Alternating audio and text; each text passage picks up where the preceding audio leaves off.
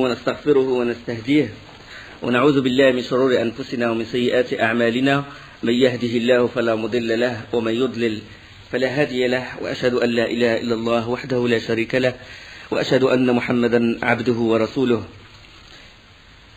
يا أيها الذين آمنوا اتقوا الله حق تقاته ولا تموتن إلا وأنتم مسلمون يا أيها الناس اتقوا ربكم الذي خلقكم من نفس واحدة وخلق منها زوجها وبث منهما رجالا كثيرا ونساء واتقوا الله الذي تساءلون به والأرحام إن الله كان عليكم رقيبا يا أيها الذين آمنوا اتقوا الله وقولوا قولا سديدا يصلح لكم أعمالكم ويغفر لكم ذنوبكم ومن يطع الله ورسوله فقد فاز فوزا عظيما أما بعد فإن خير الكلام كلام الله وخير الهدي هدي محمد صلى الله عليه وسلم وشر الأمور محدثاتها وكل محدثة بدعة وكل بدعة ضلالة وكل ضلالة في النار.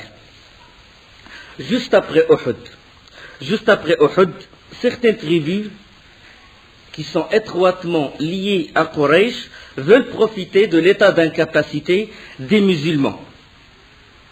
Parce qu'ils se sont dit que, puisque les musulmans ont été mis en déroute dans la bataille de Uhud, mais finalement ce n'était pas une hazima, ce n'était pas une mise en déroute, et c'est une leçon pour les musulmans, et les compagnons sont gagnants dans tous les cas, soit s'ils meurent, ils sont gagnants, s'ils se font tuer par les kuffars, ils sont gagnants, ils gagneront le paradis, et s'ils mettent en déroute les kuffars, ils sont dans les deux cas gagnants. Comme a dit Omar al-Khattab, quand Abu Sufyan lui a dit الحرب سجال يوم بيوم بدر والحرب سجال. On a pris notre revanche dans la bataille, on a pris notre revanche sur la bataille de Badr. C'est-à-dire on a pris notre revanche à la bataille de Uhud. On s'est vengé. والحرب سجال, c'est-à-dire à chacun son tour. Et Omar, il s'écria, il a dit لا سواء قتلانا في الجنة وقتلاكم في النار. Nous ne sommes pas égaux parce que nos morts sont au paradis et vos morts sont en enfer. Toujours on est victorieux. Toujours ils sont victorieux.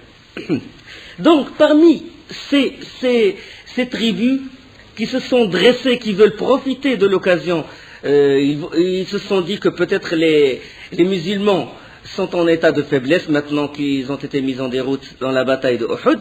On va profiter de l'occasion. Parmi ces tribus, les Bani Asad. Les Bani Asad, c'est une tribu qui se trouve à peu près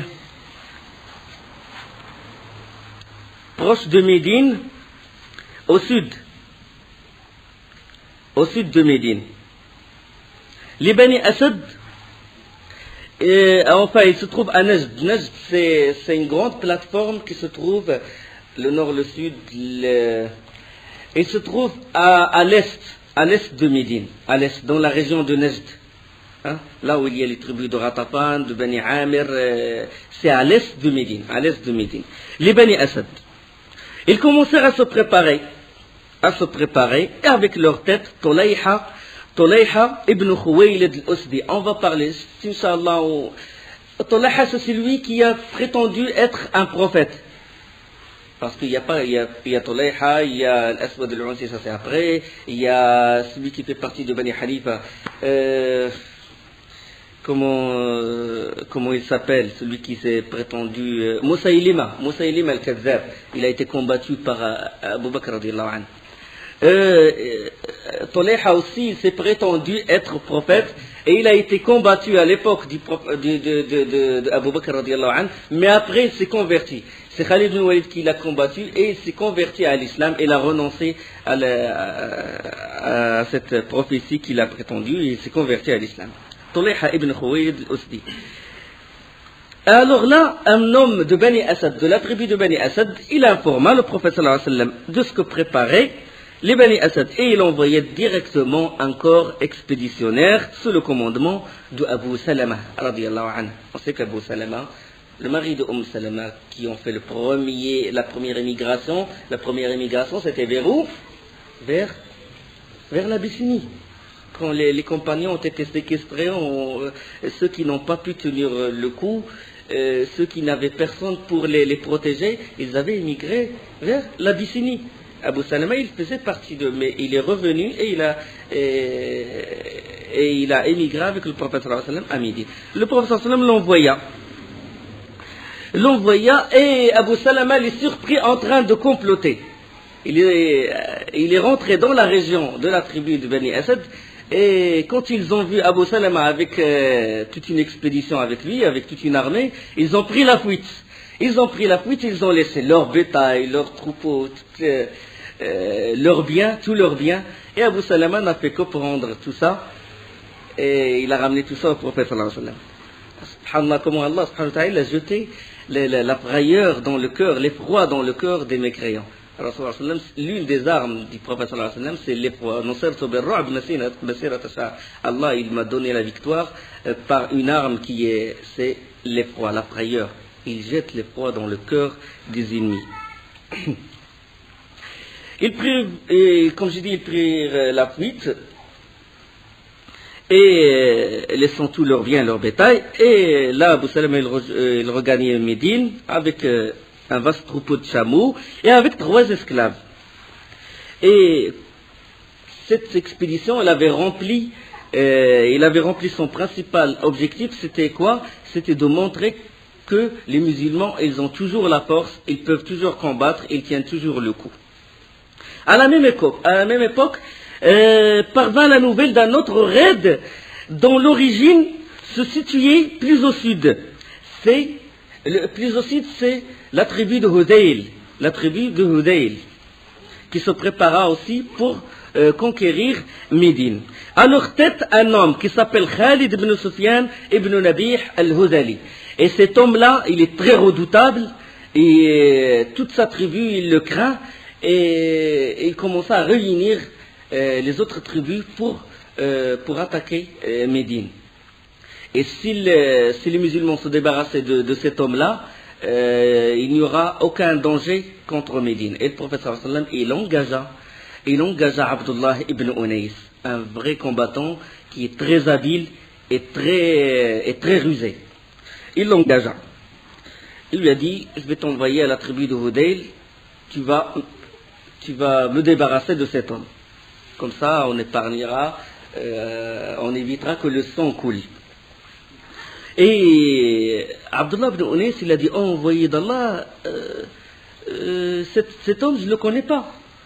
Je ne connais pas Khalid ibn Sufyan al-Hudali. Je ne l'ai jamais vu. Et le prophète sallallahu alayhi wa sallam lui répondit, il a dit, lorsque tu le verras, tu seras secoué par un frisson, par une peur. Et Abdullah ibn Unais, il s'est étonné, il a dit, d'habitude, je n'ai jamais eu peur d'un homme. Jamais un homme ne m'a fait peur. Mais il avait ce signe, le prophète sallallahu alayhi wa sallam lui donna ce signe. Et il est parti, tout seul, marchant à pied. Les savants, ils appellent cette expédition l'expédition d'Abdullah ibn Unais. Sariyat Abdullah ibn Unais, tout seul, tranquille, marchant. Il rentra dans la cité de Hudayl. Là, il n'inspire aucun soupçon. Les gens, ils voient une personne marcher. Il va faire peur à personne. Et puis là, il monte à un monticule et dès qu'il a vu un homme entouré de plusieurs femmes. Et subhanallah, il a été secoué par une crainte, par une peur. Il a été touché par... Il a dit, le professeur sallam, il a raison, c'est cet homme-là. Et là, il a voulu se diriger vers lui, mais c'était l'heure de l'Asr.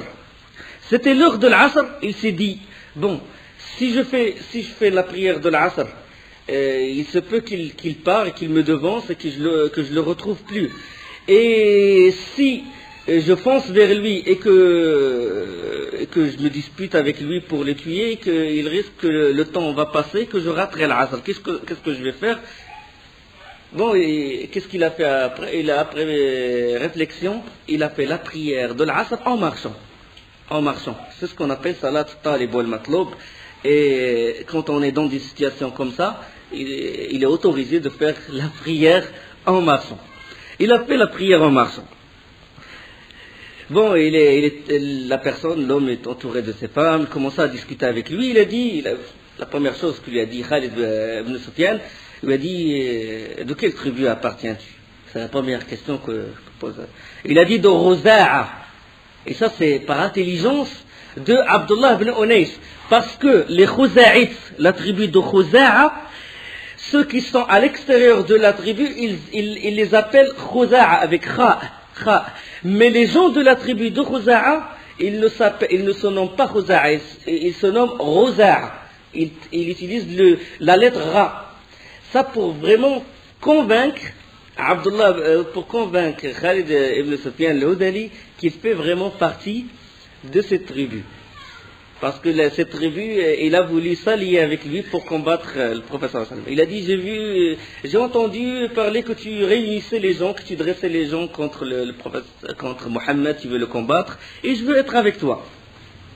Et ils entamèrent la discussion jusqu'à ce que Khalid ibn Sufyan al-Hudali soit tranquillisé, s'est mis à l'aise, et Abdullah ibn Unais, il attend que les femmes s'éloignent de l'homme. Dès qu'ils s'éloignèrent, il sortit un poignard et commença à le transpercer. Jusqu'à ce qu'il a été sûr qu'il est mort. Et il a pris la fuite. Les femmes sont retournées, commençaient à se lamenter. Il était avec qui? Avec un homme, avec un étranger. Abdullah ibn Unais retourna directement à Médine. Dès qu'il rentra à Médine, souriant, le prophète sallallahu alayhi wa sallam l'a regardé comme ça, il a dit, correspondit ton visage, Abdullah ibn Unais. Et Abdullah ibn Unais, il dit, correspondit ton visage, envoyé d'Allah, j'ai accompli ma mission. Et avec cette opération commando, si vous voulez, qui a été effectuée par Abdullah ibn Unais, ça a fait épargner, c'est-à-dire que le sang coule entre la tribu de Hudayl, c'est-à-dire derrière cette opération, il y a une miséricorde finalement. Ça veut dire qu'il n'y ait pas de combat, qu'il n'y ait pas de grandes batailles, que des musulmans périssent. Donc, quand il s'est débarrassé de cet homme, la tribu de Hudayl, il s'est dit, quand un homme qui vient et qui se débarrasse du chef qui nous fait peur, alors là, ce n'est pas la peine d'aller le combattre. Et ils renoncèrent à s'attaquer à Médine. Une opération pareille a été effectuée contre un juif qui s'appelle Ka'b ibn al-Ashraf. Ce Ka'b ibn al-Ashraf, il insultait beaucoup le prophète sallallahu alayhi wa sallam. Et le prophète sallallahu alayhi wa sallam, il a dit, qui me débarrasse de Ka'b ibn al-Ashraf, car il a fait beaucoup de tort à Allah et à son messager. Et bon, Ka'b, il lançait contre le prophète sallallahu alayhi wa sallam beaucoup de ce qu'on appelle les traits satiriques, les hija'. Il insultait par les poèmes. Et il incitait les Quraysh à venir s'attaquer, à venir tuer Muhammad sallallahu alayhi wa sallam.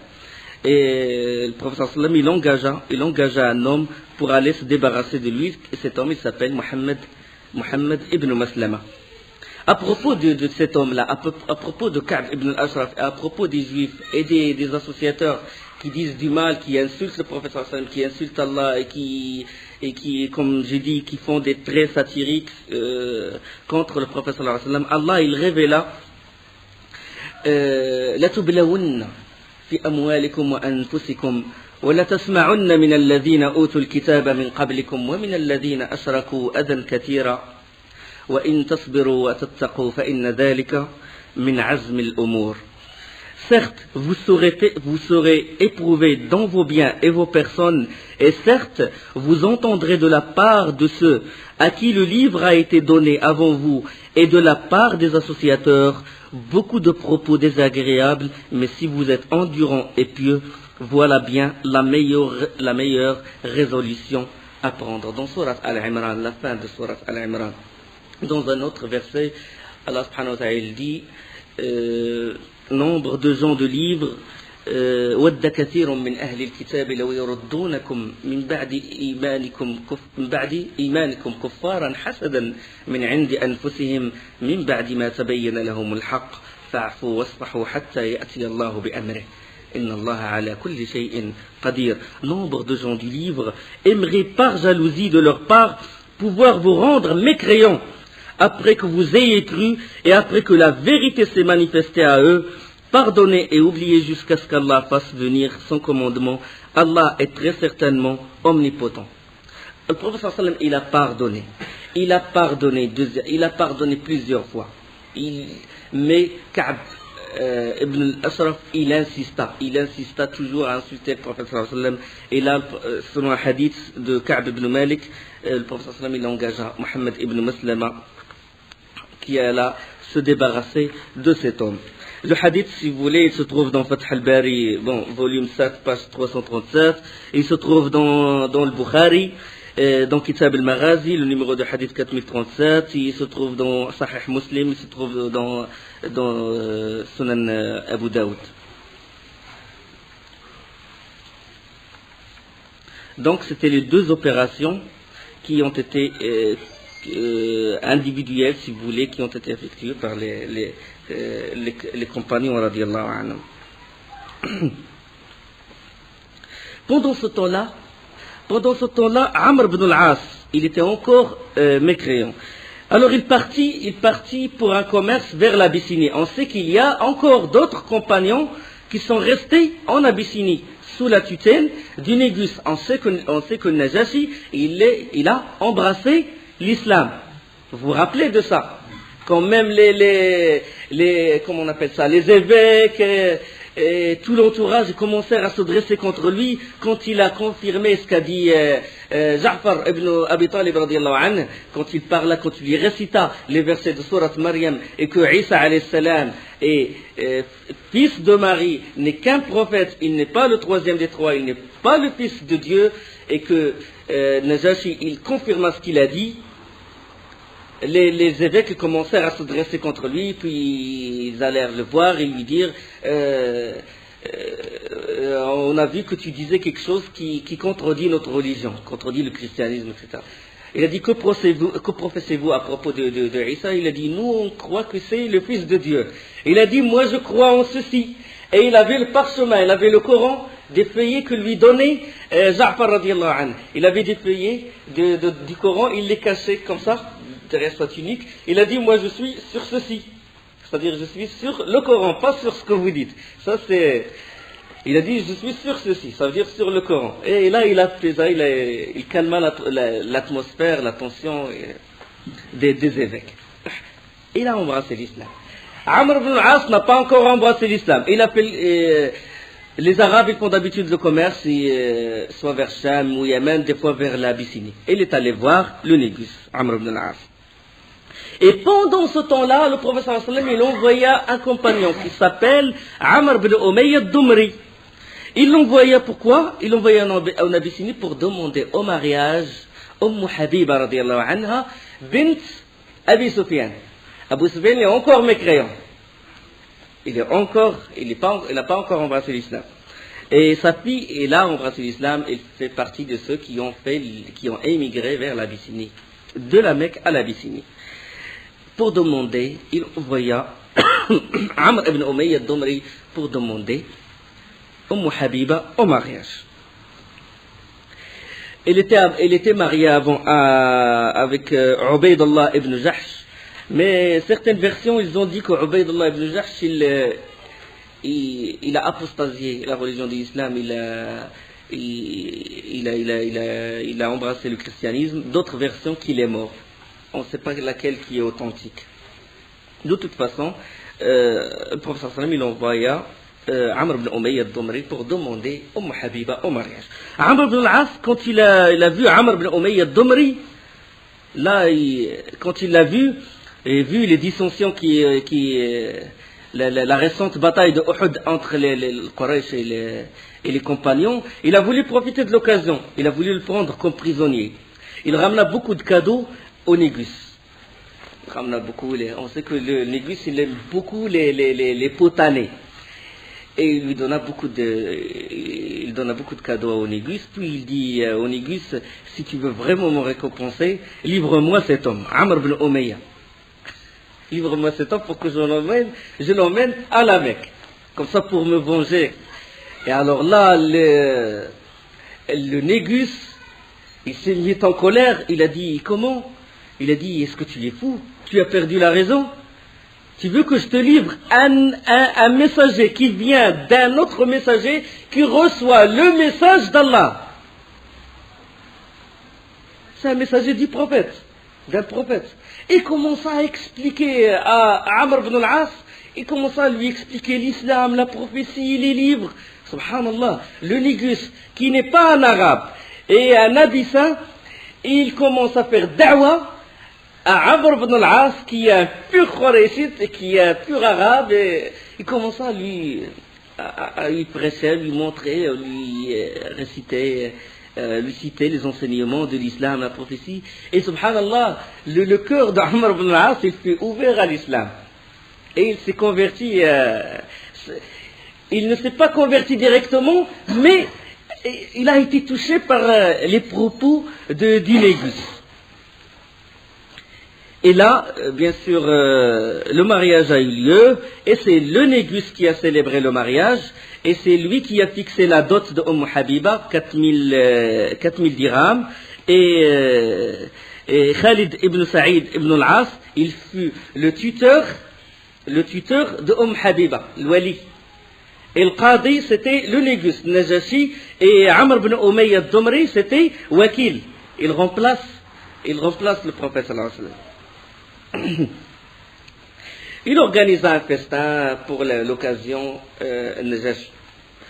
Rahimahullah wa radiyallahu anhu. La 4e année de l'hégire a eu lieu ce qu'on appelle la tragédie de Bi'r Ma'ouna. La tragédie de Bi'r Ma'ouna. C'est qu'Abul Bara ibn Amir est l'un des notables de la tribu de Bani Amir qui se trouve à l'est de Médine, la région de Nejd, proche de Ratafan, de Bani Salim.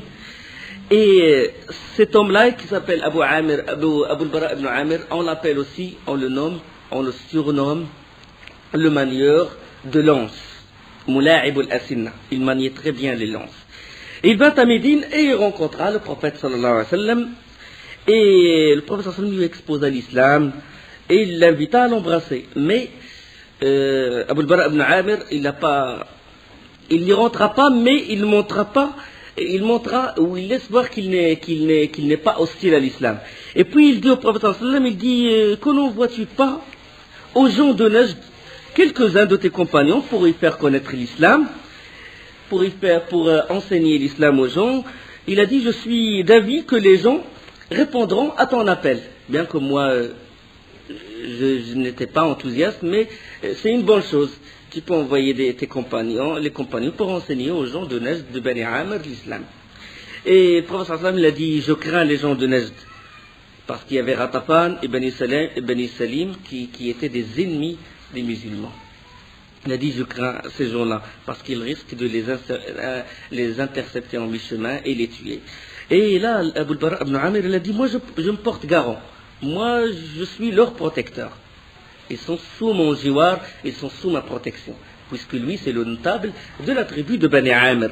Le prophète sallallahu alayhi wa sallam accepta. Il choisit 70 de ses compagnons, éminemment représentatifs de l'islam. Dans la science, c'est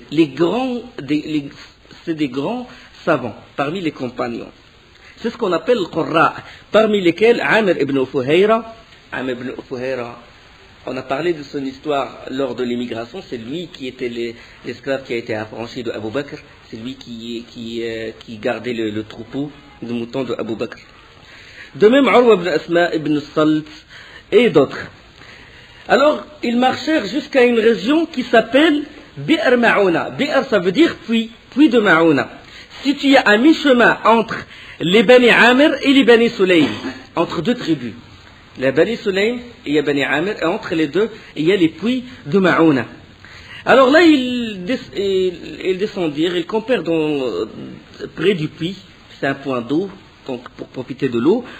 Et Al-Mundir Ibn Amr, l'un des compagnons, l'un des grands savants des compagnons, il envoya, sous les prescriptions du prophète sallallahu alayhi wa sallam, il envoya un compagnon qui s'appelle Haram ibn Malhan. Il l'envoya à Amir ibn Tufayl. Amir ibn Tufayl, il est le neveu de Abul Bara ibn Amr. Il est le neveu du notable de la tribu de Bani Amir. C'est lui qui a remplacé ce notable-là. Amr ibn Tufayl. Avec une lettre, il envoya avec une lettre où le professeur sallam l'appela à l'islam. Haram se présenta devant Amr. Il se présenta comme ça pour donner la lettre du prophète sallam. Et Amr ibn Tufayl, il n'a même pas ouvert cette lettre. Il a fait directement signe à l'un de ses gardiens pour tuer Haram ibn Malhan. Et le gardien, il a pris une épée, il transperça par derrière le Haram ibn Malhan. Et Haram ibn Malhan, avant de s'affaisser par terre, il a dit Fuztu wa Rabbil Kaaba. Il a dit j'ai triomphé par le Seigneur de la Kaaba, j'ai triomphé. C'est shahid. Parce qu'il a été l'envoyé, c'est le prophète qui l'a envoyé pour une mission. Du moment qu'il soit tué dans cette mission, c'est qu'il a triomphé. Et les gardiens, ils étaient perturbés. Comment ça se fait que quelqu'un qui va tomber, qui est mort, il dit ces propos-là. Ça veut dire qu'il a vraiment une conviction que cette religion, il est d'une grande importance. Ça commençait à mettre le doute dans la tête des gardiens de Amr ibn Tufayl. Et il le trahit comme ça, subhanallah, sans lire la lettre, sans rien. Et d'habitude, chez les Arabes, et même partout, on tue jamais un messager. On tue jamais un messager. Quand il y a des pourparlers, quand la personne il envoie un messager, normalement, c'est prescrit dans leur loi, dans toute la péninsule arabe, même chez les Perses, même chez les Romains, on ne tue pas un messager. Et pourtant, c'est ignoble. Amr ibn Tufayl, il tua Haram ibn Malhan, radiyallahu anhu. Et alors là, qu'est-ce qu'il a fait Amr ibn Tufayl? Parce qu'il est déjà au courant du prophète sallam et toujours il a eu la haine contre le prophète sallam et il veut le combattre. Il a toujours l'intention de combattre le prophète sallam. Il lança un appel. Amr ibn Tufayl lança un appel aux membres de sa tribu. Et les membres de sa tribu, ils refusèrent. Parce qu'il lui revend que Abu al-Bara ibn Amr, c'est lui qui a assuré la protection de ces gens-là, des compagnons. Lui, il a fait appel pour combattre, pour tuer ces gens-là, pour tuer les compagnons, les 70 compagnons que le prophète a envoyés. Et ils refusèrent, les gens de la tribu ont refusé de se mettre, d'obéir à Amr ibn Tufayl. Alors là, lorsqu'il s'avéra que la tribu se rangeait presque unanimement du côté de Abu al-Bara, et on aurait la protection de celui-ci, et le neveu, qu'est-ce qu'il a fait? En état de dépit, il envoya un message à 2 clans d'une tribu, le clan de tribu de Sulaym, qui sont aussi des ennemis du prophète sallallahu alayhi wa sallam. Et alors là, ils acceptèrent, directement ils acceptèrent. Quand les compagnons, ils campaient sans méfiance dans Bi'r Ma'ouna, ils furent surpris par toute une cavalerie de Bani Sulaym et à leur tête Amr ibn Tufayl. Les pauvres, ils n'avaient pas d'armes. Ils comptaient sur la protection de Abu al-Bara ibn Amr. Ils furent surpris 70 des Qurra. Et ils étaient les pauvres en train d'enseigner, d'étudier le Coran, en train de le réciter, etc. Et toute une armée de Ra'l, d'Ikwan, différentes tribus, des clans de différentes tribus, ils forment cette armée-là. Et là, ils massacrèrent entièrement les 70 compagnons du prophète, excepté 2 personnes, excepté Amr ibn Umayya al-Dumri et un autre compagnon, Harith. Les deux, pourquoi ils n'étaient pas dans le camp? C'est parce qu'ils ont emmené avec eux les chameaux pour les faire paître. Et quand ils sont retournés, ils furent surpris par des vautours qui tournaient autour de la région de Bi'r Ma'ouna. Et là, ils commençaient à avoir du doute et ils commencèrent à se cacher derrière des rochers et à voir de loin. Et là, quand Amir il a vu la scène, il a vu que tous les compagnons gisant par terre et que l'autre, Amir ibn Tufayl et toute l'armée étaient là, pas loin, il était d'avis de retourner. Il a consulté son frère, Harith, et il a dit il vaut mieux qu'on retourne, qu'on emmène l'information au prophète sallallahu alayhi wa sallam, et lui il décide de ce qu'il veut. Et le Harith il a dit non. Il a dit moi mes frères ont été tués, moi il a dit je ne surtout il portait beaucoup d'amour à Al-Munzir ibn Amr, il a dit moi je vais combattre. Il a dit parce que je me suis engagé de ne jamais laisser tomber mon frère Al-Munzir ibn Amr. Et il s'engagea, il se jeta sur l'ennemi, subhanallah, tout seul, et il fut tué. Et quand Amir ibn Umayya al-Dumri, quand il a vu, il est resté tout seul. Tout seul. Il dit, mes compagnons, tous mes compagnons ont été tués. Le frère qui est à côté de moi, il s'est engagé avec un acte de bravoure contre l'ennemi. Moi aussi, je vais m'engager. Et il se jeta lui aussi sur l'ennemi.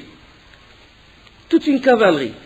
Mais il ne fut pas tué, il fut emprisonné. Il fut emprisonné. L'ignoble Amir ibn Tufayl lui a dit, de quelle tribu tu viens? Il lui a dit, de Domra. Moi je fais partie de la tribu de Domra. Et Amir ibn Tufayl a dit, de Domra, tu fais partie de la tribu de Domra. C'est que la mère de Amir ibn Tufayl, elle a fait un vœu de libérer un esclave de la tribu de Domra. Il a fait un vœu, ce qu'on appelle nazar. Il a dit, je m'engage auprès de Dieu de libérer un esclave qui fait partie de la tribu de Domra. Et la tribu de Domra, tous, il n'y a aucun esclave dans cette tribu. Tous c'est des hommes libres. Il a dit, je vais te libérer pour combler le vœu de ma mère. Il a dit, je vais te prendre comme esclave d'abord et je te libère. Il lui rasa la tête, signe de soumission, quand on prend un esclave, pour montrer qu'il est un vrai esclave, on lui rase la tête. Il lui rasa la tête, il a dit tu es libre. Il le libère. Le manieur de lance, Abu al-Bara ibn Amr, quand il a reçu l'information que son neveu, il a fait des dégâts, qu'il a tué les compagnons, alors que lui, il a accordé la protection de ces compagnons-là, il a été très touché. Et pris de rage, il alla directement vers son neveu. Avec la lance qu'il maniait, il lança la lance et il toucha l'épaule de son neveu. Il toucha l'épaule de son neveu, il a dit comment tu m'as trahi, je me suis engagé pour être protecteur de ces gens-là et tu m'as trahi. Et il a voulu lui lancer une autre lance et les gens s'interposèrent entre lui et son neveu. Et à cause de ce chagrin, tellement il a été chagriné, il est mort à cause de ce chagrin-là. Abu al-Bara ibn Amr, le manière de lance. Il a été très touché, parce qu'il a été trahi et qu'il s'est engagé, il a fait une promesse au prophète sallallahu alayhi wa sallam. À cause de ça, et ça l'a touché qu'il est mort à cause de ça. Subhanallah. Il est dans le kufr, mais la fierté des Arabes, quand il s'engage, il tient sa promesse jusqu'au bout. Là, quand il est trahi, il n'a pas pu résister, il n'a pas pu supporter cette trahison. 70 des compagnons du prophète sallallahu alayhi wa sallam ont été tués d'un seul coup. 70 à part les deux. 70 déjà à Uhud. Juste après Uhud, la 4e année de l'Hégire, 70 autres. Le prophète sallallahu alayhi wa sallam fut beaucoup touché par cette perte. Hamza dans les 70 de Uhud, et maintenant les meilleurs des compagnons ont été tués comme ça, subhanallah, sans bataille, sans rien du tout. Le prophète sallallahu alayhi wa sallam, il a fait salat al-qunut tout un mois entier. Dans le hadith sahih d'Ibn Abbas radiyallahu anhu, que l'envoyé d'Allah a fait le qunut un mois complet. Al-Zuhr, l'Asr, ça c'est la parole d'Ibn Mas'ud. Al-Zuhr, l'Asr, le Maghrib, l'Isha ou al-Fajr. Après, Rafa' min al-Ruku' dans la dernière raka'a. Du moment où il dit Sami'a Allahu liman hamida rabbana wa lakal hamd, il lève les mains et il fait dua contre ces Allahumma l'an ri'lan wa dikwan, Allahumma. Il commence à, il dit Allah, venge-toi sur ces gens-là, venge-toi sur ces gens-là. Il lève les mains, il a fait un mois de qunut contre ces gens-là. Donc le qunut, on peut le faire dans des situations comme ça. Par exemple, quand un émir ou quand un responsable d'une tribu ou d'un pays il est envahi par les ennemis et qu'il ne peut pas s'en sortir, il fait le qunut. Quand les musulmans sont dans une situation de gravité, ils font le qunut. Donc dans une situation comme ça, il est autorisé de faire le qunut en dehors du mois de Ramadan. N'en parlons pas du mois de Ramadan, parce que c'est une sunna de faire le qunut dans Salat Tarawih, comme c'est connu chez la plupart d'entre vous. Il a fait ce qunut-là. Le hadith il est rapporté par Abu Daoud, il est authentifié par Al-Hakim et il est authentifié par le Hafid al-Zahabi, rahimahullah. Donc c'est un hadith authentique, sahih. Alors, dans sa route pour informer le prophète sallallahu alayhi wa sallam, Amr ibn Umayya al-Dumri rencontra deux hommes de Bani Amir. Deux hommes qui font partie de la tribu dont le responsable, Amir ibn Tufayl, a comploté pour tuer ses frères, les compagnons du prophète sallallahu alayhi wa sallam. Donc, il a vu deux qui font partie de la tribu, il a voulu se venger. Il a voulu se venger, il a voulu qu'il paye, que la tribu de Bani Amir, il paye ce qu'elle a fait. Ah, il leur a dit, de qui êtes-vous? De la tribu de Bani Amir. Ah, de Bani Amir. Il entama la discussion avec eux, et il les laissa jusqu'à ce qu'ils se sentent endormis, et il les tua, tous les deux. Et il alla directement voir le prophète sallallahu alayhi wa sallam. Il alla voir le prophète sallallahu alayhi wa sallam. Le prophète sallallahu alayhi wa sallam, dès qu'il lui raconta ceci, il a dit, tu as tué deux personnes pour qui je devrais payer le prix du sang. Il a dit, pourquoi tu as tué ces gens-là? Les Bani Amir, ils avaient un pacte de réconciliation avec le prophète sallallahu alayhi wa sallam. Parmi les pactes qu'il a fait, c'est-à-dire que les gens, ils étaient sous l'immunité du prophète sallallahu alayhi wa sallam. Ils avaient le pacte. Eux, ils ont trahi le prophète sallallahu alayhi wa sallam. Mais le prophète sallallahu alayhi wa sallam a dit, je dois payer le sang. Puis il envoya à Bani Amir, il a dit aux proches parents de ces deux personnes qui ont été tuées, de venir pour prendre le prix diya, ce qu'on appelle diya, le prix du sang. Parce que j'ai fait un engagement qu'aucun musulman ne doit tuer quelqu'un qui fait partie de votre tribu. On a fait un accord. Vous êtes des traîtres. Vous m'avez trahi, mais moi je ne vous trahirai pas. Il a dit, moi je ne vous trahirai pas, venez, je vais vous payer. Pour vous montrer la clémence de l'islam, pour vous montrer les musulmans, la trahison, il ne fait pas partie du caractère d'un musulman. Un musulman n'est jamais un traître. Il a dit, moi je paye. Même si vous me trahissez, moi je ne vous trahirai pas. L'histoire de cette rançon, on va en parler bientôt, Inch'Allah. Alors juste après la tragédie de Bi'r Ma'ouna, il y avait Ghazwat al-Raji'a.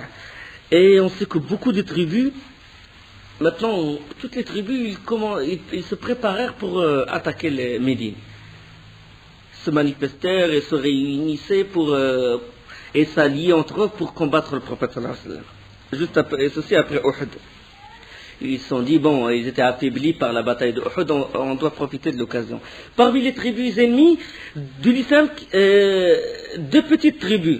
La tribu de Adl et Al-Qara. Adl et Al-Qara. C'était juste deux petites tribus, ils n'avaient pas beaucoup d'armées. Et eux, ils étaient vraiment des ennemis de l'islam. Et ils ne peuvent pas tenir tête contre le prophète sallallahu alayhi wa sallam. Qu'est-ce qu'ils ont fait? Ils ont envoyé à la tribu de Hudayl. On sait que la tribu de Hudayl, à leur tête, Khalid ibn Sufyan, le Hudayli, a été tué par un musulman, par Abdullah ibn Unais. Et ils ont dit, bon, on va s'allier avec eux, on va leur proposer le fait qu'ils nous aident pour combattre Mohammed et ses compagnons. Et la tribu de Hudayl, il refusa. Il a dit, nous, on ne s'allie pas avec vous, mais on peut vous donner quelque chose. Si les musulmans vous combattent dans votre propre territoire, on va vous aider, on va vous soutenir. Ils ont donné une issue à la tribu de l'Adl et Al-Qara. Alors là, les têtes de ces deux tribus, qu'est-ce qu'ils ont dit?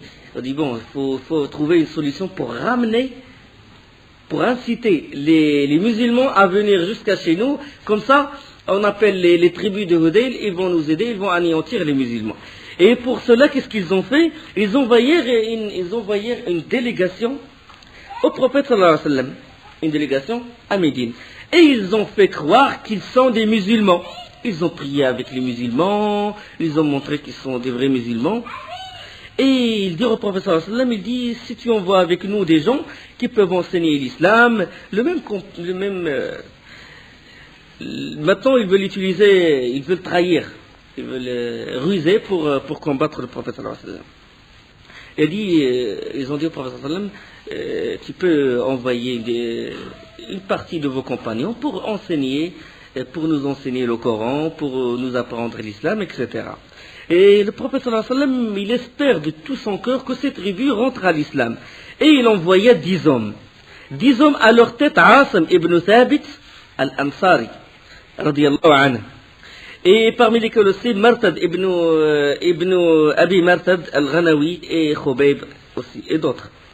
Arrivés à un point d'eau, non loin de la Mecque, dans un point d'eau qui s'appelle Ma' al-Raji'a. Alors c'est au sud, proche de la Mecque. Ils furent surpris d'être encerclés par 100 archers de Hudayl.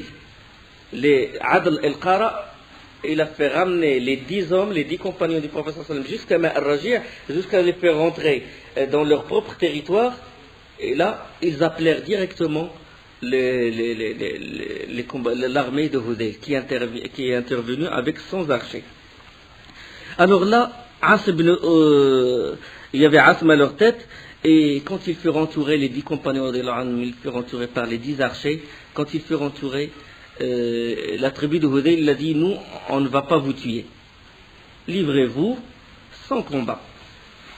Tout ce qu'on va vous faire, c'est vous livrer